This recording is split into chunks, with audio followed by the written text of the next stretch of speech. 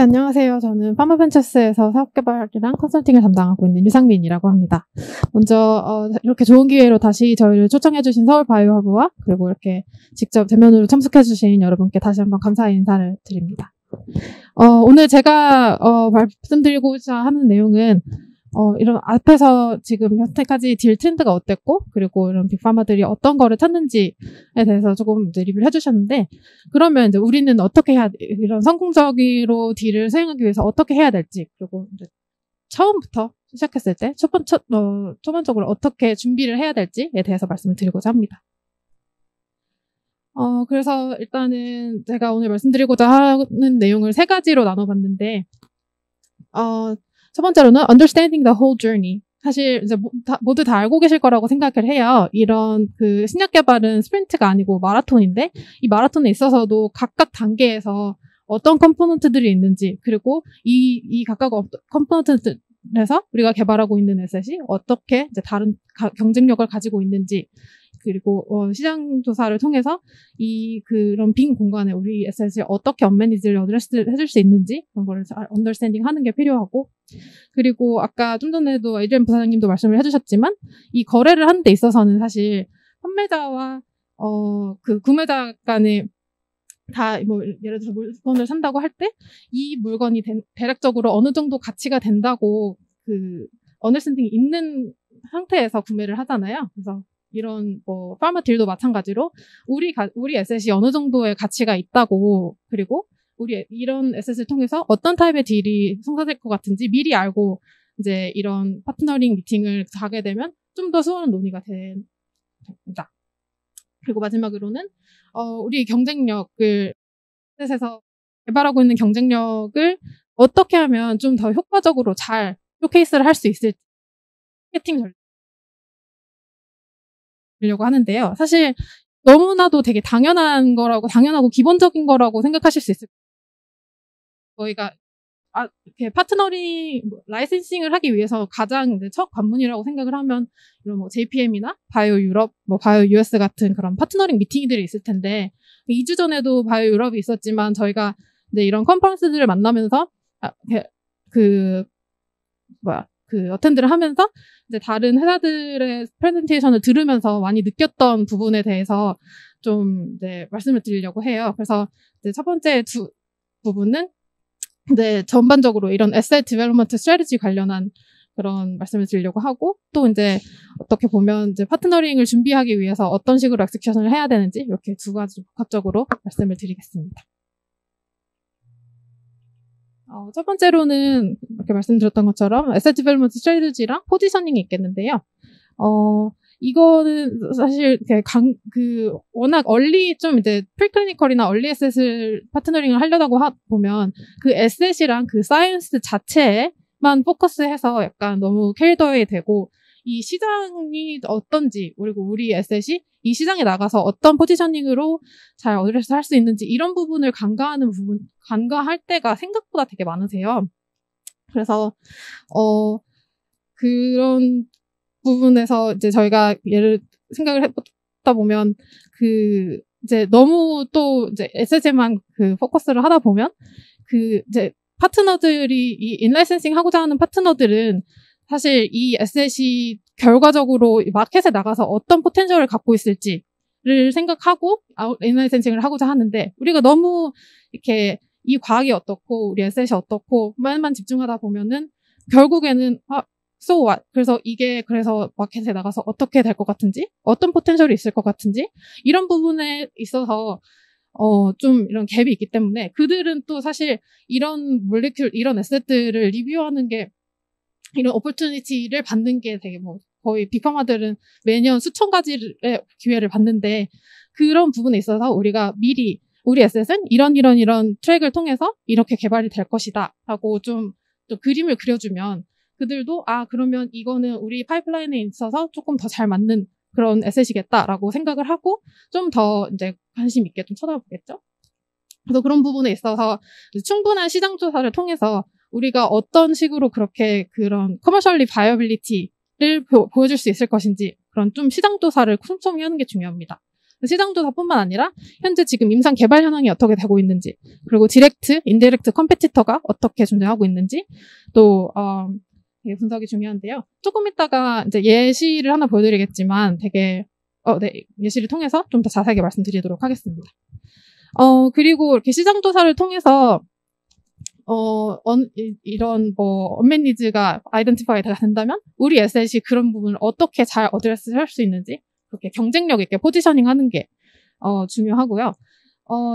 예를 들어서 이제 온콜로지를 예를 들어보면 사실 되게 흔하게 지금 많이 개발이 됐던 부분이 VEGF를 타겟하는 그런 에셋이라고 생각을 해요. 근데 VEGF 타겟하는 에셋은 이미 지금 스몰 몰리큘도 있고 항체 의약품도 있고 되게 여러 가지 모델리티에서 VEGF를 타겟하는 약품이 나와 있는데 그럼에도 불구하고 현재 지금 이제 VEGF를 타겟하는 약물이 개발이 많이 되고 있습니다. 근데 그런 약물에 있어서 우리의 지금 이미 시장에 나와 있는 마켓들 그 에셋들이랑 우리 에셋이 어떻게 다른지 차별점을 보여주는데 단순히 이런 프리클리니컬에서 이만큼 에피커시가 좋아졌다고 해서 그게 빅파마들의 그런 관심을 많이 끌을까요? 그거는 이제 저희 경험으로서는 아니었거든요. 그렇게 약간 좀 박터지는 시장에 들어가다 보면 이들은 항상 그러면 이 프리클리니컬 데이터가 임상으로 어떻게 트랜스레이트 되는지 임상 결과를 원하게 되고 그러면 또 이제 우리가 생각했던 것처럼 이때 라이센싱 아웃을 하고 싶다라고 했던 거에 약간 이제 사질이 생기게 되면서 그런 경우를 많이 봤는데 이렇게 좀 무작정 우리 건 VEGF 타겟하니까 그냥 통구를 해봐야지라는 것보다 이 VEGF 마켓에서 지금 이 메커니스티컬 패스웨이가 타겟하지 못했던 아니면 뭐 뮤테이션이 있어서 현재 나와 있는 그런 에셋들이 타겟하지 못했던 그런 좀 니치 알가 있으면 그런 부분을 먼저 타겟하는 식으로 이런 좀 경쟁력 있는 포지셔닝이 중요합니다. 그리고 또 세 번째로는 이런 인허가 그리고 임상 전략에 대한 좀 언더스탠딩이 필요한데요. 사실 이게 라이센싱 아웃을 하는 데에서는 이제 또 BD팀 쪽이랑만 주로 얘기를 하지만 아무래도 아까 말씀드렸던 것처럼 이게 커머셜리 포텐셜 상업적 포텐셜이 중요하기 때문에 그 상업적 포텐셜을 평가하기 위해서 중간중간에 이제 뭐 인허가도 있고 임상 개발도 있고 이런 절차에 있어서 어느 부분에서 우리가 어떻게 좀 더 이제 또 효율적으로 타겟을 할 수 있을지 그런 가이드라인 또는 그런 전략을 충분히 잘 이해하고 있는 것이 중요합니다. 그리고 마지막으로는 이런 식으로 시장조사 그리고 임상개발 인허가 전략을 수립하고 그리고 경쟁력이 있는 포지셔닝을 통해서 우리가 우리 에셋은 이런 그런 스토리라인을 통해서 이렇게 어드레스를 할 것이다라고 그런 좀 이제 스토리라인을 개발을 하면 사실 이거는 이제 또 우리는 사이언티스트 입장에서 개발한 그런 만든 스토리라인인데 궁극적으로 이 약물을 사용하는 사람들은 의사들이잖아요. 그래서 의사들도 있고 그리고 나중에 뭐 급여를 받고 마케팅을 할 경우에는 보험회사도 있고 페이어도 있고 이런 되게 다양한 퍼스펙티브의 스테이크홀더들이 이제 신약 개발에 많이 포함이 되어 있는데 이들이 우리의 메시지에 대해서 어떻게 생각을 할지를 우리가 개발한 메시지를 테스트해보는 것도 정말 중요합니다. 그래서 뭐 사실 빅파마 같은 경우도 뭐 조그만 데이터 하나하나 나올 때마다 이제 그런 키 KOL들을 불러서 어드바이저리 보드를 미팅을 많이 하면서 우리가 이런 데이터가 나와서 지금 이렇게 포지셔닝을 하려고 한다. 이게 어떻게 생각하는지 이런 어드바이저리 보드 미팅을 정말 한 번 하는데 몇 천만 원씩 써가면서 이런 거를 수시로 해요. 그런 빅파마들도 이런 거를 많이 하는데 우리는 좀 더 많이 신경을 써가면서 해야 되지 않을까 싶습니다. 그래서 우리가 말씀드렸던 것처럼 이제 스토리라인을 개발했던 거를 충분히 마켓에 나가서 테스트해보고 그 피드백을 반영해서 되게 유기적으로 실시간으로 우리 개발 전략과 스토리라인을 업데이트한 그런 이제 전반적인 에셋 디벨롭먼트 스트래티지가 필요하다고 할 수 있겠습니다. 이거는 저희가 이제 이번에는 제가 좀 이제 좋은 예와 나쁜 예를 같이 가져와 봤어요. 사실 저희가 이제 케이스 쉐어링을 할 때는 항상 좋은 이제 케이스만 말씀을 드렸었는데 이게 우리가 좀 더 잘 배우려면 어떤 부분에서 실패했는지를 공유해 드리는 게 좀 좋을 것 같아서 이거는 먼저 좋은 케이스를 말씀을 드리는데 예전에 저희가 중국 회사 우리 바이오셉터라는 중국 회사에서 애초에는 저희한테 이제 밸류에이션 요청을 주셨다가 나중에는 파트너링과 펀드레이징 요청을 같이 주셨던 클라이언트가 있습니다. 근데 이 회사는 지금 원래 뭐 온콜로지를 타겟하는 회사였고 지금 3개 포트폴리오에 3개 에셋이 있었는데 그래서 저희가 이제 이 회사가 가지고 가려는 IR 자료, 펀드레이징을 하려고 하는 IR 자료를 리뷰를 해봤을 때 되게 좋은 에셋이었고 좋은 데이터를 갖고 있었는데 이들이 주장하는 것과 이들이 IR에 넣었던 자료의 데이터에 약간 갭이 있다고 생각을 했어요. 왜냐면 이들은 뭐 A라는 에셋을 개발하고 있었는데 이게 갑자기 뭐 XYZ를 타겟하는 디지즈를 인디케이션을 타겟으로 임상을 하겠다. 뭐 이런 식으로 하는데 이거를 왜 이 인디케이션에 임상을 하는 것인지 그 중간에 레셔널이 되게 많이 빠져 있었거든요. 그러면 이제 인베스터들은 이 약은 뭐 이 데이터를 봤을 때 여기도 될 것 같고 저기도 될 것 같고 하는데 왜 굳이 이거에만 하느냐? 다른 더 커머셜리 포텐셜이 더 큰 인디케이션 대비해서 왜 이거를 타겟하느냐라는 그런 챌린지를 많이 받으면서 약간 이제 펀딩에서 논의가 조금 다이버트된 그런 어려움을 겪고 있었어요. 그래서 저희가 들어가서 이런 스토리라인을 다시 좀 잘 구성해주고 중간중간에 이거는 왜 이렇게 돼서 이런 레셔널로 이런 인디케이션을 개발을 하고 이런 좀 인베스트먼트 스토리를 다시 짜드리면서 성공적으로 시리즈 A를 마쳤던 경험이 있습니다.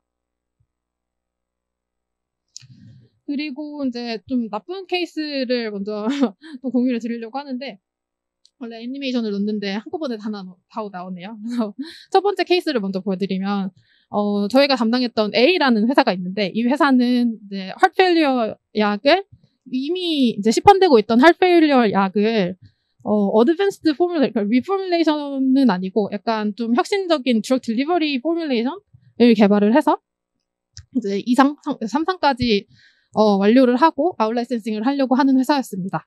근데 그래서 이제 3상에서는 당연히 기존 약물 대비해서 좀 더 우월한 효과를 보여줬었죠. 근데 이 회사가 워낙 아무래도 이게 리포뮬레이션이라면 그렇게 큰 약물 약가에서 차이가 나지 않을 텐데 혁신적인 딜리버리 포뮬레이션을 했다 보니까 약간 좀 이제 비싸게 아무래도 원가가 비싸게 많이 책정이 됐었어요.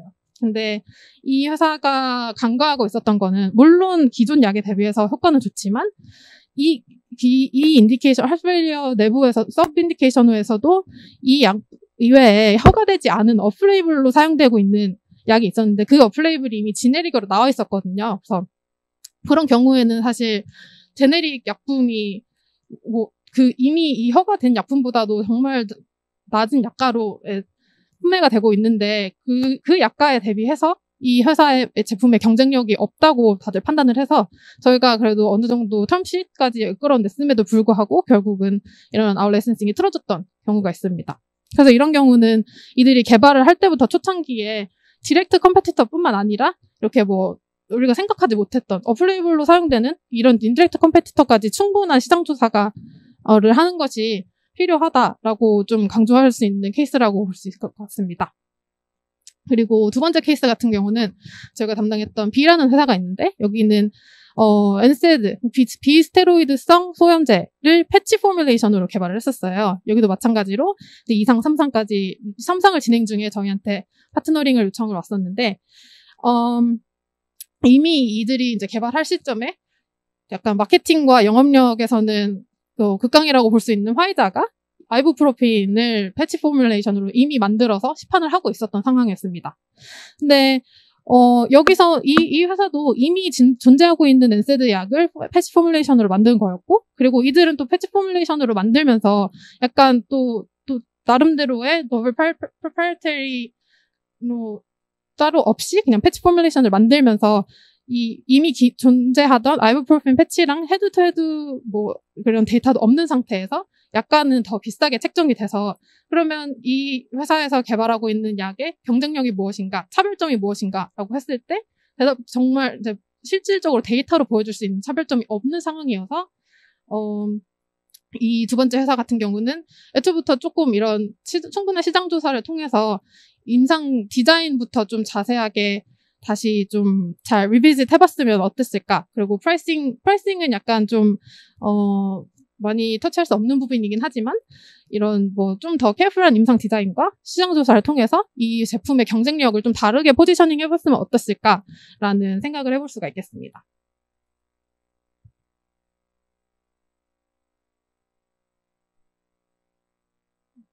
네, 그래서 일단 이 첫 번째 포인트의 서머리로는 우리가 이제 타겟하려고 하는 마켓과 그리고 지금 현재 임상 현황에 충분한 시장 조사가 중요하다.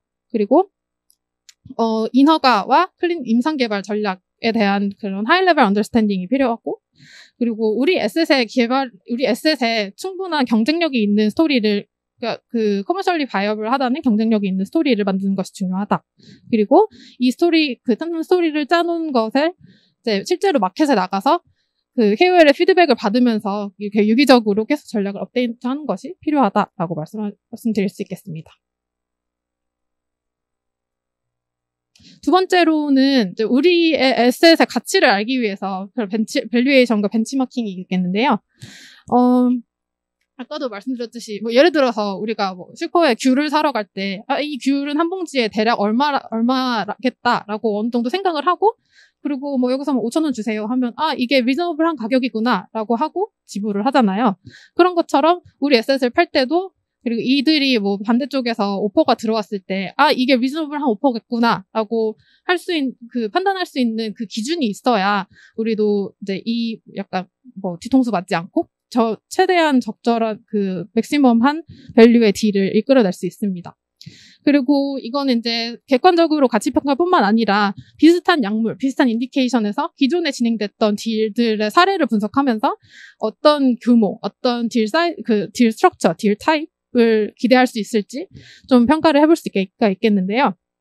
이거는 저희가 지난번에 서울바이오 해버에서 진행했던 세미나가 아예 세 세션이 다 가치평가에만 집중을 해서 진행이 되었었으므로 그 유튜브에 가셔서 검색해보시면 예전에 저희가 했던 강의를 찾아보실 수 있습니다.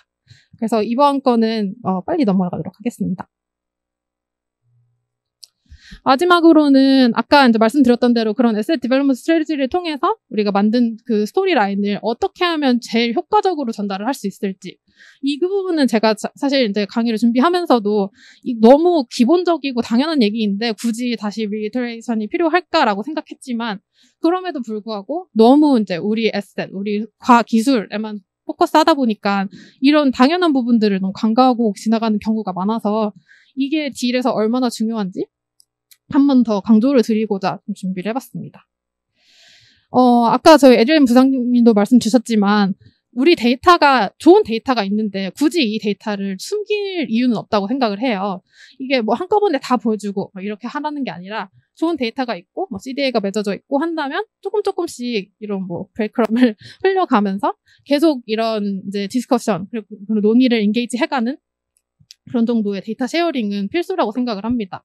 왜냐면 이게 우리가 사실 투자를 받는 것처럼 꿈과 희망을 파는 게 아니라 우리 데이터를 통해서 에셋을 아웃 라이센싱을 하려고 하는 거기 때문에 충분한 데이터 쉐어링은 필수라고 생각을 하고요. 근데 다만 이거를 너무 많이 쉐어를 하는 것도 문제입니다. 이게 저희가 또 2주 전에 파트너링 미팅에서 사실 생각보다 많이 봤던 케이스인데, 사실 파트너링 미팅하면 30분 동안 빡 크래시 코스로 차차차작 하고 넘어가는 경우가 많은데, 그 30분 중에 한 25분, 28분 정도를 다 자기 얘기만 하면서 쓰는 회사들이 되게 많아요, 생각보다. 그러면 이제 반대쪽은 이 회사는 이런 에셋을 개발하고 있고 여태까지 이런 연구를 했구나 하는데 결론은 이 미팅 끝나고 잘 들었다 하고 끝나거든요.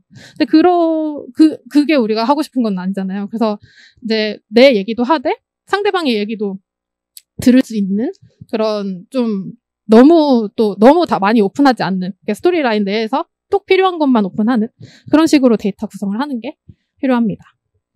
그리고 두 번째로는 사실 우리 대부분의 이제 그 파트너링, 그 얼리 디벨롭먼트 하시는 분들은 사이언스 백그라운드이지만 이런 빅파마나 아니면 좀 어느 정도 규모 있는 BD 팀들은 사이언스 백그라운드가 없는 분들도 많으세요. 그래서 그런 사이언티스트와 BD 사람들이 쓰는 터미놀로지나 아니면 랭귀지 캡 차이도 이제 어느 정도 인지를 해야 된다고 생각합니다. 그래야 사실 이제 개발을 하면서도 사이언티스트들이랑 뭐 CMC에서 한 엔지니어들과도 소통을 할 때 충분히 많이 느껴보셨을 거라고 생각을 해요. 그런 것처럼, 이제 사이언티스트들과 비즈니스 그런 커머셜의 랭귀지 갭 차이도, 우리가 어느 정도 인지를 하고 있어야 좀 이런 스무드한 논의를 진행하는데 잘 퍼실리테이션을 할 수 있습니다. 그리고, 이거는 이 두 번째 원웨이 커뮤니케이션은 약간 위에 거랑 좀 비슷한 말인데, 너무 내 얘기만 하다 보면 상대방이 도대체 뭘 찾고 있는지, 뭘 원하고 있는지, 그리고 우리 에셋 중에서 이런 것 때문에 우리 에셋에 관심이 있구나, 라고 피드백을 받을 수가 없어요. 그래서, 너무 내 얘기만 하지 말고, 상대방이 할 상대방의 얘기도 충분히 들어야 한다라고, 정말 기본적인 얘기지만, 되게 중요하다고 강조를 드리고 싶습니다. 그리고 세 번째로는, 이거는 정말 제가 생각보다 되게 많이 보고 되게 놀랐던 게, 우리가 어떤 주장을 하면 이거에 대한 맞는 백업 데이터를 같이 이제 보여야 되는데, 가끔은 이 주장에 맞지 않는 데이터를 갖다 붙일 때가 있어요. 뭐 예를 들어서, 이 에셋은 이렇게 예를 들어서 이 온콜로지 에셋은 다른 약물 대비해서 더 월등하다라고 하는데, 실제 밑에 붙어있는 데이터는 헤드 투 헤드로 비교한 것도 아니고 그냥 여러 가지 그냥 데이터베이스 논문에서 덕지덕지 갖다 붙인 그런 비교라던가, 약간 그런 좀 말이 안 되는 그런 펄스 클레임이 들어가 있는 경우를 종종 봐서 그런 부분도 좀 조심하라고 말씀을 드리고 싶고, 그리고 마지막으로는 정말 너무너무 기본적인 파워포인트의 기초라고 말씀드릴 수 있는데, 슬라이드 어떻게 보면 보기 좋은 떡이 먹기도 좋다는 얘기가 있잖아요. 그래서 슬라이드를 얼마나 좀 보기 좋게 구성하는지도 되게 중요합니다. 그래서 너무 많은 데이터를 보여주려고 하다 보면 가끔 그냥 데이터만 이 슬라이드만 덕지덕지 붙여놓고, 아니면 논문 스크린샷 따서 덕지덕지 붙여놓고 이런 경우도 되게 많은데, 그런 부분에 있어서 그냥 30분 동안 빨리 진행해야 된다 보니까 한눈에 싹 들어올 수 있는 슬라이드 구성, 그리고 스토리라인 구성이 중요하다고 말씀드릴 수 있겠습니다. 그래서 이거 애니메이션이 잘려가지고 원래 이 밑에 있는 테이블을 빼고 잠깐 봐주세요. 그래서 이거는 이제 아까 세 번째 중에 말씀드렸던 lack of supportive data, 아니면 false claim에 대한 이제 그런 example을 제가 더미로 만들어 봤어요. 왜냐면 이제 저희 클라이언트들에서 받았던 그런 정보를 익명성으로 바꾸고 보여드리려고 하니까, 남는 게 없더라고요. 그래서 이제 가짜로 만들어 봤는데, 예를 들어서 이 그래프만 봤을 때, 드럭 A라는 X 타겟팅 하는 드러그들을 여러 개 모아서 오버롤 리스폰스 레이트를 비교해 봤을 때, 드럭 A가 가장 베스트인 클래스더라 라고 했는데, 실제로 이걸 까고 보니까 밑에 테이블에서는 드럭 A의 ORR은 페이즈 1에서 나오고, 드럭 B, C, D의 ORR은 페이즈 2, 3, 그리고 이제 환자 수를 봐도 10명, 그리고 100명 이렇게 차이가 나는 상태에서 이게 적합한 비교라고 할 수 있는가? 라는 것에 대해서 되게 이런 식으로 약간 그냥 단순 비교를 하시는 분들이 되게 많더라고요. 근데 이거는 적합한 비교도 아니고, 나중에 봤을 때 상대편 입장에서도 이거를 시리어스하게 테이크하지 않을 그런 약간 네거티브 할 수 있는 그런 클레임들이어서 이런 부분 좀 조심하라고 말씀드리고 싶습니다. 그리고 이제 슬라이드를 얼마나 예쁘게 구성하는가에 대해서 제가 이전에 썼던 슬라이드를 좀 빌려와 봤는데요. 사실 제가 좀 전에 보여드렸던 슬라이드도 되게 텍스트가 많은, 되게 텍스트 헤비한 슬라이드예요.